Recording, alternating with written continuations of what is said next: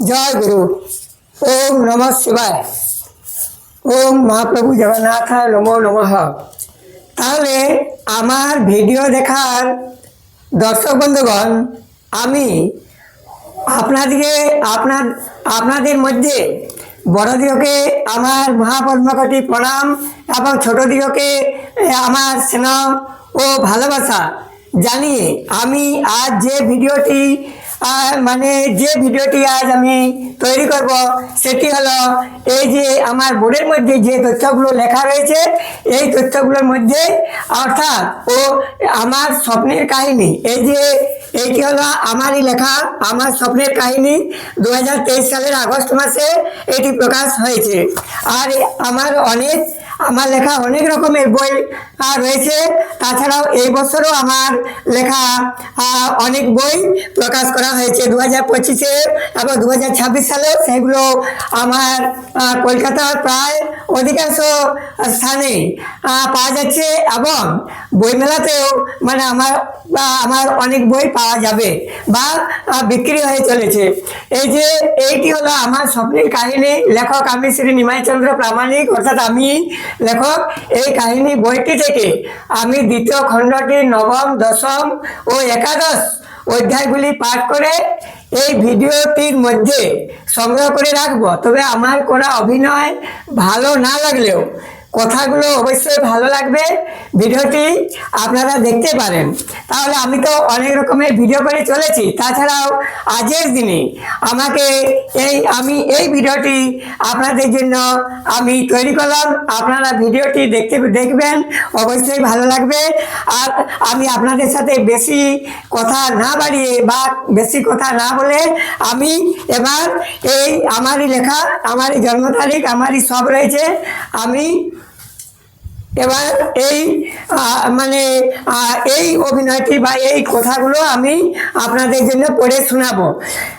বর্তমান এই অধ্যায়টি পাঠ করে, এটি নবম অধ্যায়।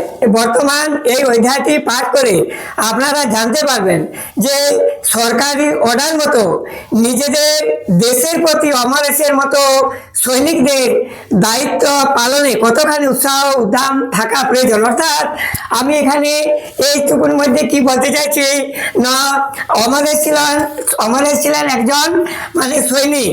তাহলে উনি সরকারের অর্ডার মতো উনাদের কতখানি দায়িত্ববোধ পালন করা উচিত, সেই কথাটাই সেই কথাগুলো নিয়ে আমি এই বইয়ের মধ্যে নবম অধ্যায়টি আপনাদেরকে পড়ে শোনাবো।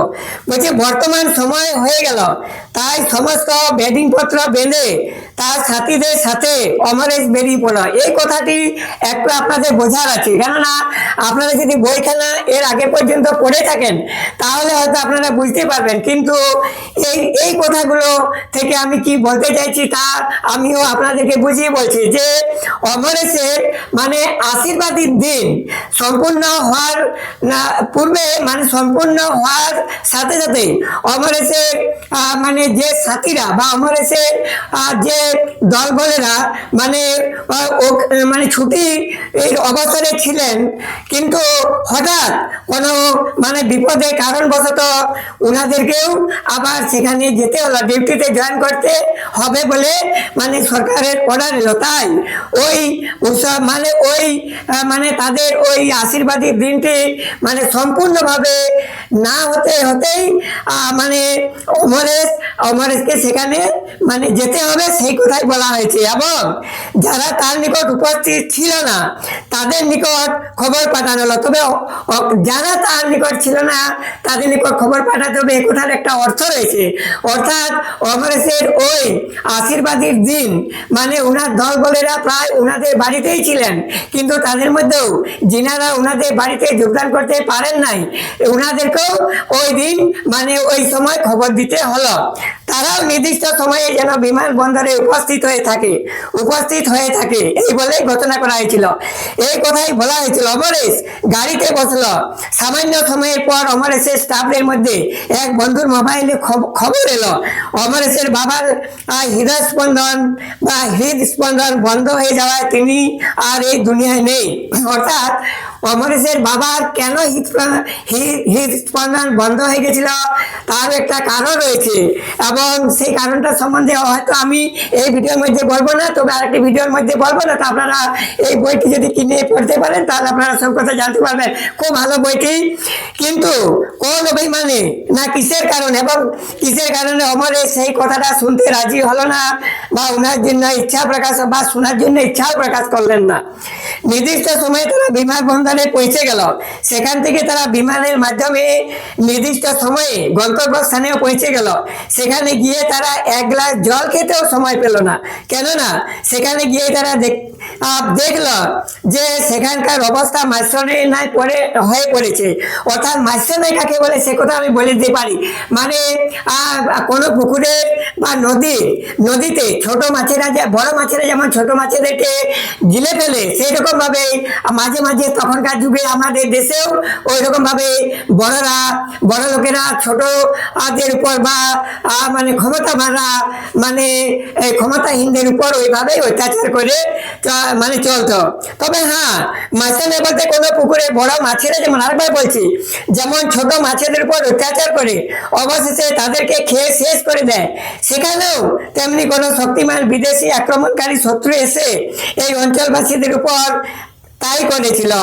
আর তাই দুর্বলদের প্রতি সবলদের এই অত্যাচারের আরেক নাম দেওয়া হয়েছিল মাৎস্যন্যায়। তাহলে মাৎস্যন্যায় কাকে বলে কথাটাও আমাদের ইতিহাসে পাবেন এটি। তবে হ্যাঁ, তবে ওইভাবে উড়িষ্যার বেগুনবালি অঞ্চলের এলাকার মূল্যবান তখনকার যুগে উড়িষ্যার মধ্যে একটা আলাদা ভাব ছিল, আলাদা জায়গা ছিল। সেইখানে বেগুনবালি বলে একটি জায়গা ছিল, হয়তো সেখানে এখন নেই, বর্তমান যুগে তার নাম পরিবর্তন হয়ে গেছে। স্থানগুলোতে অর্থাৎ যেসব এলাকাগুলোতে অফুরন্ত খনিজ সম্পদ এবং লৌহ ও খাঁটি ইস্পাত তৈরির জন্য লৌহ আকরিক বা কাঁচামালের সন্ধান পাওয়া গেল, বা আরো অন্যান্য খনিজ সম্পদের সন্ধান পাওয়া গেল, তাছাড়াও প্রচুর পরিমাণে নারকেল, সুপারি ও আরো অন্যান্য কৃষি উৎপাদন স্থানগুলোতে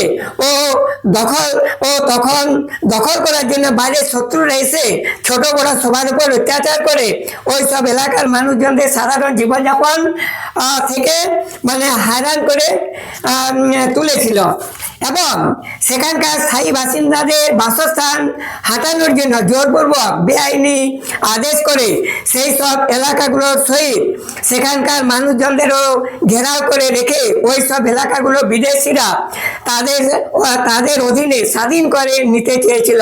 তাই দেখে অমরেশ আর নীরব থাকতে পারল না, তার রক্ত গরম হয়ে গেল। তাই সে তার তদারকের সব সৈনিকদের যাদের আর যেখানে থাকার কথা সেইভাবে হিসেব মতো সাজিয়ে গুছিয়ে নানা কৌশলে তাদের উপর আক্রমণ করতে লাগলো। কিন্তু তাতে যা ফল হলো, সেখানে অমরেশের মাথায় করাঘাত করা ছাড়া আর অন্য কোনো উপায় দেখতে পাওয়া গেল না। কেননা অবশেষে অমরেশের সাথীদের সংখ্যা ধীরে ধীরে কমে যেতে লাগলো। তাই এই দেশের বুকে অন্যান্য সন্ততিদের প্রাণ বাঁচাতে গিয়ে বহু সৈন্যরা তাদের প্রাণ আহুতি দিতে লাগলো। দেখতে দেখতে অমরেশ একা পড়ে রইল। তাই সে পাগলের মতো তার সাথীদের মৃতদেহ নিয়ে খেলা করতে লাগলো আর তাদের সাথে কথা বলতে লাগলো, কিন্তু তারা অমরেশের কথায় কোনো জবাব দিচ্ছে না। তাই সে অত্যন্ত রেগে গিয়ে তাদের 4-5 জনের মৃতদেহ নিয়ে মালা গেঁথে তার নিজের গলায় নিয়ে শত্রুর সামনে এগিয়ে চলল। তখন তার অবস্থা দেখে শত্রুরা হাসি ও ঠাট্টার মজা উড়াতে লাগলো, কিন্তু তাতে তারা জয়ী হতে পারলো না। তাদের হাসি ও ঠাট্টা নিজেদের শরীরের মধ্যে বিলীন হয়ে গেল। তাদের ফায়ারিংয়ে অমরেশের একটা চুলও বাঁকা করতে পারলো না, বরং ওই অবস্থায় অমরেশ শত্রুদের একে একে শেষ করে দিল। অবশেষে অমরেশ একাই উড়িষ্যাবাসীদের ওইসব অঞ্চলগুলো ও ওইসব অঞ্চলের মানুষজনদের বাঁচিয়ে সেখানে বিজয়ের উঁচু পতাকা ধ্বজা উড়িয়ে দিল। এবার কি দ্বিতীয় অধ্যায়, মানে দ্বিতীয় খণ্ডটির 10ম অধ্যায়টি বলছি। এই অধ্যায়টিতে আপনারা পড়তে পাবেন অমরেশ কি তারপরও সুস্থভাবে বাড়িতে ফিরে এসেছিলেন। বলছে তারপরে শুনুন, অমরেশ তো বিজয়ের পদক পেল এবং তার সঙ্গে সে বিক্রমাদিত্য পরম বীর চিরস্মরণীয় অমরেশ এই উপাধিটি পাওয়ার সাথে সাথে সারা উড়িষ্যাবাসী তাকে প্রণাম জানিয়ে তার সারা শরীরে ফুলের মালা ভরিয়ে দিলেন। এইভাবে সেদিনে সারা রাত অমরেশের উড়িষ্যা রাজ্যে কেটে গেল। কিন্তু সকালেতে সে আবারও প্রধান অফিসে ফিরে যাবে, তাই সে প্রস্তুত হয়ে চলেছে। আর তখন তার সারা শরীর ফুলের মালায় ভরিয়ে দেওয়া হয়েছিল, আর সেই ফুলের মালাই হলো তার জীবনের শেষ অবসান। তবুও তার ধন্য জীবন যে ফুলের মালার ভিতর থেকে অস্ত্রের দ্বারা তার সারা শরীর ছল্লি হয়ে গেল, তবুও সে কথা বলতে লাগলো। আর সেই কথাগুলোর মধ্যে বলেছিল, আমি আবারও আমার এই দেশে জন্ম নেব, তবে আমি হয়তো আমার সেই হারিয়ে ফেলা বাবা ও জীবিত থাকা দক্ষিণী মাকে পাবো না, কিন্তু আমার প্রিয়তমার চেয়ে থাকা আশা আমি এসে অবশ্যই পূরণ করব, যেহেতু তার ছাতির মধ্যে আমার নাম লেখা হয়ে গেছে এবং আমাদের লেখক বন্ধু আমাদের জন্য লিখে থাকা অসম্পূর্ণ কাহিনীখানা অবশ্যই পূরণ করবে। তবে এই জন্মে আর সম্ভব হলো না, তার জন্য আমাদের দুজনকে আবারও জন্ম নিতে হবে। তাই আমি আমার এই কথাগুলো আমার দেহ থেকে বয়ে যাওয়া রক্তে লাল কালিতে লিখে রাখলাম। জয় হিন্দ, জয় নিজ দেশবাসী, জয় উড়িষ্যাবাসী। আবার আমি যেন এই দেশেরই আপনাদের রাজ্যে ফিরে আসতে পারি। সর্বশেষে আমার ওম স্বর্গবাসী বাবাও বাড়িতে বসে আমারই জন্য অপেক্ষায় রত সর্বসুখে সুখিনী আমার মা জননীকে আমি আমার জীবনের সর্বসুখ দান করে উনার পাষাণ হৃদয় থেকে সকল দুঃখ বাইরে প্রকাশ করার জন্য আমার অদৃশ্য দেহ নিয়ে আমার আত্মার প্রণাম জানিয়ে উনার দুই চোখের জল গঙ্গা ও যমুনায় মিশিয়ে দিলাম। কিন্তু মায়ের কথা বারবার মনে পড়ে যাওয়ার জন্য তাই আবারও শেষবারের মতো মায়ের শ্রীচরণে মহাপদ্মকোটি প্রণামের সহিত আমার জীবনের শেষ দক্ষিণা দান স্বরূপ অস্ত্র দ্বারা আঘাতে আমার টুকরো দেহখানা রেখে সবার নিকট বিদায় নিলাম। এবার দ্বিতীয় খণ্ডের শেষ অধ্যায় বা মানে একাদশ অধ্যায়টি আমি পড়ব। তাই এটি মাঝখানে পড়ছি, আমার প্রশ্নের জবাব হচ্ছে, তাই আমি তাদের কাহিনীটি জুড়ার শেষে পর জন্মে বা আমার বর্তমান জন্মে সুপ্রিয়াকে জিজ্ঞেস করেছিলাম যে বন্ধু অমরেশ তো দেশের জন্য জীবন বিসর্জন করে দিয়েছিল, কিন্তু তুমি কিসের কারণে জীবন বিসর্জন করেছিলে? আমার প্রশ্নের জবাব দিতে গিয়ে সুপ্রিয়া বলল, থামো, আমার মনে পড়েছে সেদিন যেদিন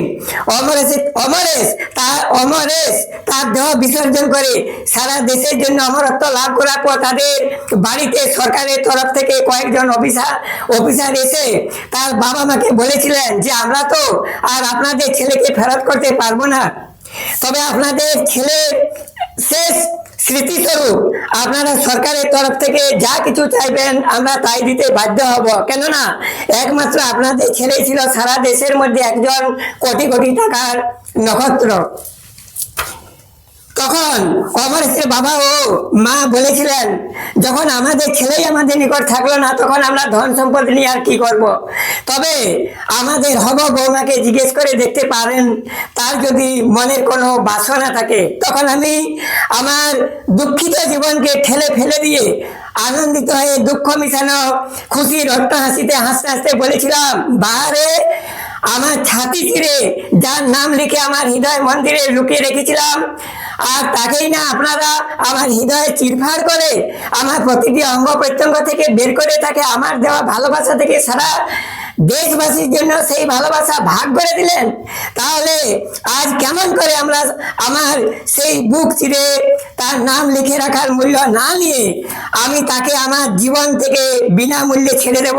তাই আমি আপনাদের নিকট সেলুট জানিয়ে বলতে চাইছি যে আজের মতো আমার এই খুশি ভরা দিনটিতে আমি আমার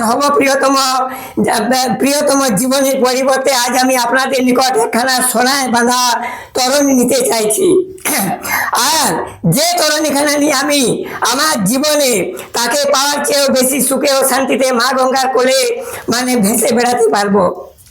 কিন্তু কেন যে আমি সেদিন অত খুশি হয়েছিলাম তা নিজেও জানতে পারলাম না। তবে আমার কথাটা শোনার পর স্বামী ও সন্তানহারা আমার আধুরা শাশুমা ওনার নয়ন দুটির মধ্যে একখানা গঙ্গায় ও আরেকখানা যমুনায় স্রোত রেখে আমাকে জড়িয়ে ধরলেন। কিন্তু কেন যে সে কথাটাও আমি সেদিন জানতে পারলাম না। কেননা সেদিন তো আমি আমার দুই নয়নের মধ্যে কোনো নয়ন থেকে এক বুঁদো জল খরচা করতে পারলাম না। আর পারবোই বা কেমন করে? তখন যে আমি নিজের মনকে পাষাণ করে ফেলেছিলাম, তবে কিন্তু আমি আমার উপহারখানা পেয়ে গেলাম। কিন্তু ওই উপহারটি নিয়ে আমি কি করেছিলাম তা আমি পূর্বের জন্মের কথাগুলো আপনার নিকট প্রত্যক্ষভাবে বলে দিচ্ছি। তারপর থেকে আমি প্রতিদিন আমার সময় মতো আরো 2-4 জন সহেলিকে নিয়ে আমাদের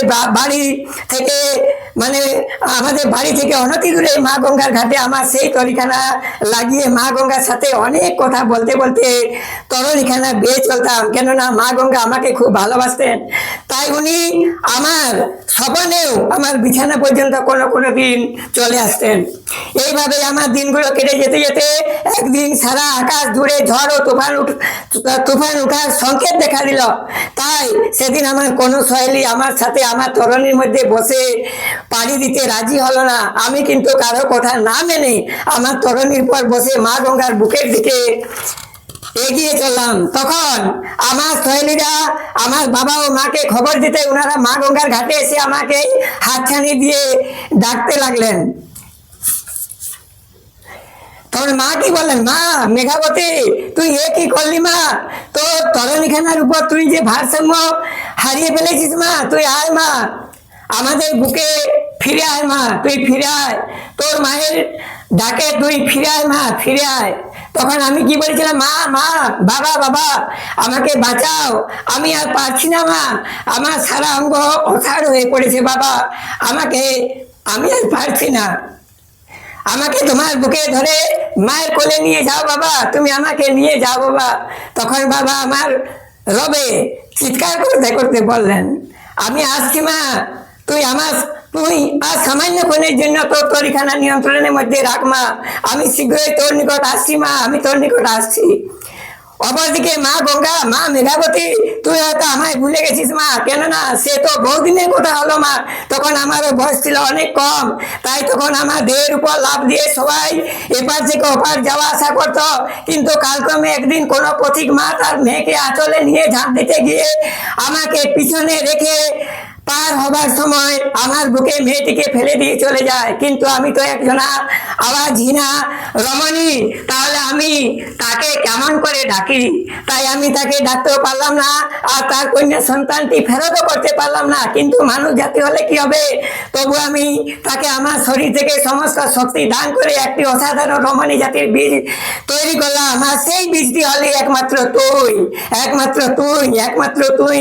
কিন্তু তোর জীবনে সুখ শান্তির জন্য আমি যতবারই তোকে মানুষ কুলে পাঠিয়েছি, ততবারই আমি তোর নিজের জীবনে সুখের চেয়ে দুঃখটাই বেশি দেখতে পেয়েছি। তবুও আমাদের নিয়ম অনুযায়ী মেয়েদের মধ্যে কেউ যদি তাদের প্রথম জীবনের দুঃখ সে সহ্য করে নিতে পারে, তাহলে তার পরবর্তী দিনগুলোতে সে তার সমস্ত সুখের বন্যায় ভেসে থাকতে পারবে।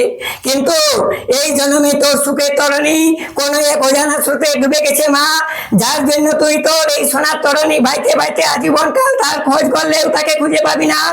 আর অন্যকে নিয়েও ঘর বাঁধতে পারবি না, কেননা তুই যে তোর বুক চিরে তার নাম লিখে রেখেছিস, তাহলে তোকে আর কে আপন করে নিজের বলে স্বীকার করে নিতে পারবে মা? তাহলে এই মায়ায় ভরা তরণী নিয়ে পাগল বেশে আর কতদিন আমার বুকে খেলা করবি?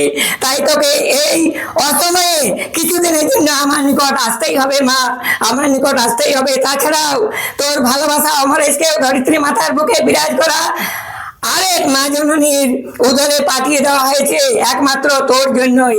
তাহলে তার পিছে পিছে তোকে যে যেতে হবে মা, নয়তো সে একা পড়ে যাবে।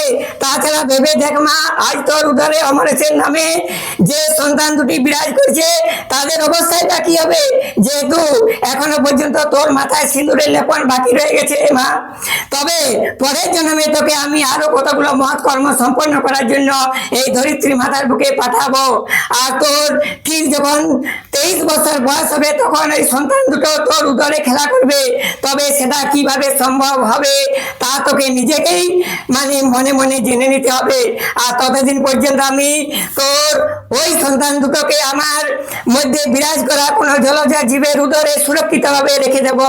আর তোর বাবা মায়ের কথা তাও যদি বলিস তাহলে এই জন্মে তাদের সাথেও মিলন করিয়ে দেব। তবে আমার কথা বিশ্বাস করে চল না যে পরজন্মে তোর উদরে এই সন্তান দুটো সহ তোর এই জন্মের ভালোবাসা অমরেশকেও এই ভাবেই তোর ভালোবাসা রূপে পেয়ে থাকবি। তবু কোনো জাতির মঙ্গল কর্ম করতে গিয়ে বা তার ভিতরে আরো কতগুলো কর্ম করতে গিয়ে তোর জীবনে বেশ কিছু হেরফের ঘটে যেতে পারে, কেননা এই জীবনে তোর কর্ম ফলে বেশ কিছু দোষ লেগে গেছে বলে। তবে তার জন্য তুই বিচলিত হবি না, সেই জন্য আমি তোকে আশীর্বাদ দিয়ে যাব। তাছাড়াও আমার সাথে ঘটে যাওয়া বা তোর সাথে আমার এই সব কথোপকথনের কথাগুলো পরজন্মে তোর 23 বছর বয়স না হওয়া পর্যন্ত ভুলে থাকবি মা, তোর স্মরণে থাকবে না, তবে সময় মতো অবশ্যই তোর মনে পড়ে যাবে। আর সেই দিনই তুই আমার কথা মনে মনে ভেবে থাকবি যে তোর গঙ্গা মায়ের কথাটা সত্যি না মিথ্যা। তখন আমি গঙ্গা মাকে বলেছিলাম এই জন্মে আপনি আমাকে একমাত্র আমাকে আপনার নিকট নিয়ে চলুন মা, কিন্তু আমার বাবা মাকে ওনাদের স্বাধীনভাবে জীবনযাপন করতে দিন। তাছাড়া আমার গর্ভধারিণী মায়ের কান্না আমি যা সহ্য করতে পারছি না মা গঙ্গা, তাই আপনাকে আমি বিনতি করে বলছি গঙ্গা মা আপনার জলকল্লোল সামান্যক্ষণের জন্য বন্ধ করে দিন গঙ্গা মা। আমি আমার এই জন্মে গর্ভধারিণী মায়ের সাথে এই জন্মের মতো প্রাণ ভরে আমার মনের কথাগুলো বলেনি গঙ্গা মা। তখন মা গঙ্গা আমার কথা মতো তাই করলেন এবং আমিও আমার মন ভরে আমার বাবা মার সাথে দুটো কথা বলে নিলাম। কিন্তু সন্তানদের চোখে দুঃখিনী মায়ের কান্না থামে না, তাই আমি আমার মা জননীকে ভুলাতে গিয়ে গানের ছলে ওনার মনকে পরিবর্তন করার জন্য বলেছিলাম আমার কথাগুলো শুনে তুমি যেন কেন না মা, ও গো মোর মা জননী, আমি যেতে চাই আবার ও পরজন্মে অমরেশের ভালোবাসা পাবার লাগি। আমি যে তারই নাম লিখে রেখেছি আমার বুকের মাঝে কলিজা ছিদ্র করি, যার জন্য আমি তার সরল মনে এই জন্মে দাগা দিতে না পারি। তুমিও যদি দেখতে চাও আমার বুক চিরে দেখিয়ে দিতে পারি, তবু আমায় বুকে না পেয়ে কেন না মা, ও গো মা আমার জননী, কেননা আমি অমরেশকে এত ভালোবাসতাম যে তাকে যদি পৃথিবী সারা ভূমিকম্পের দ্বারা উলট পালট হয়ে যেত তবু আমি কিন্তু উলট পালট হতে পারতাম না। এর কারণ আমি বেঈমান হয়ে গেলেও আমার ছাতির মধ্যে লেখা নামখানা দেখে ছেলেদের মধ্যে আর অন্য কেউ আমাকে বেঈমান বানাতে পারতো না, আর তোমরা আমাকে বেঈমান বলে অভিহিত করার মতো সুযোগ পেতে না, বা আরো অন্যখানে আমার বিয়ে দেওয়ার মতো সাহসও পেতে না। আর আমার ছাতির মধ্যে এই লেখাগুলি আমার ভবিষ্যৎ দেখিয়ে নিয়ে যেতে যাবে একমাত্র অমরেশের জন্যই। এবং এই অবস্থায় আমার জীবন গঙ্গা মায়ের গোদে বিসর্জন করার পরও তার 12 জন্ম তক হয়ে গেলেও তাই নির্দেশ করবে। আমার বাবা ও মায়ের নিকট এই কথাগুলো বলার পর থেকে আমি আর আমার বাবা ও মাকে দেখতে পেলাম না। তাহলে আমার গল্পখানা শোনার পর আপনিও জেনে নিতে পারেন যে পূর্বের জন্মে আমি আমার গঙ্গা মায়ের নির্দেশ মতো বা ওনার আদেশ মতোই আমার প্রাণ বিসর্জন করেছিলাম। এই কথাটি মানে আগের জন্মে সুপ্রিয়া আমার নিকট বা আমি লেখক আমাকেই স্বপ্ন দ্বারা বলেছিলেন। তাহলে ভিডিওটি আমি এখানে শেষ করছি, কেননা এর থেকে বেশি ভিডিও বড় করতে গেলে আমার ভিডিওটি কেটে যাবে। তাহলে আপনারা ভালো থাকুন, সুস্থ থাকুন এবং বিনোদনের মধ্যে থাকুন, এবং কালের দিনে বা এই 2026 সালেরও মানে 26 জানুয়ারি দিনটি আপনারা এই আমার করা এই অভিনয়টি বা এই কথাগুলো আপনারা বা এই ভিডিওটি আপনারা দেখতে পারেন।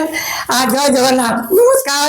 আপনাদের জন্য এই ভিডিওটি রাখলাম, আরেকটি ভিডিও নিয়ে আপনাদের জন্য আমি আসছি।